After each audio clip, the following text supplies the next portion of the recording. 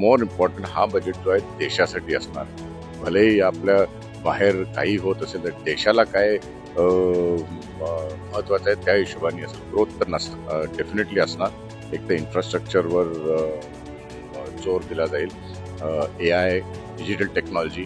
मला वाटतं यावेळी डिफेन्सवर पण बराच लक्ष दिलं जाईल आणि डिफेन्सवर पण बजेट ओव्हरले वाढेल या बजेटमध्ये. देशासाठी मागच्या काळात भरपूर असे इश्यूज आले आहे तिथे अनसर्टन्टी ज्याला आपण म्हणतो ग्रोथ ओरिएंटेड असणार. देशासाठी मागच्या काळात भरपूर असे इश्यूज आले आहे तिथे अनसर्टन्टी ज्याला आपण म्हणतो त्या अनसर्टन्टीच्या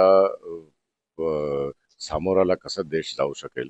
एक तर आपण टॅरिफ्स बघतोय, यूएसचे टॅरिफ्स वाढले आहेत, तर त्याच्यासाठी आपलं बजेट कसं बॅलन्स करता येईल त्या हिशोबाने बजेट होणार. पण मोर इम्पॉर्टंट हा बजेट जो आहे देशासाठी असणार आहे.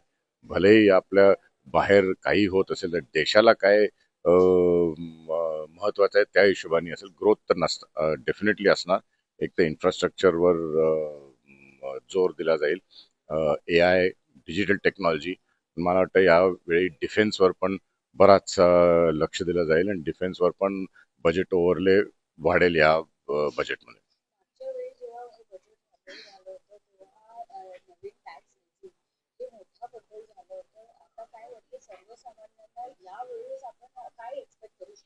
या बजेटमध्ये मला वाटतं की प्रॉबब्ली आपण जरा टॅक्स स्लॅब रिव्हिजन आपल्याला दिसायला मिळेल न्यू टॅक्स रेजिममध्ये.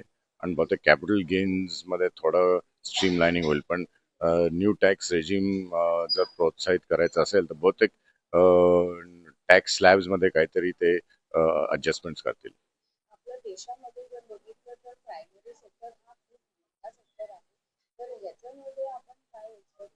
प्रायमरी सेक्टरमध्ये मी म्हणतो की टेक्नॉलॉजी हा एकमेव एक सोल्युशन आहे की नुसतंच सबसिडीज किंवा टॅक्स ब्रेक्स देऊन काही उपयोगाचं नाही.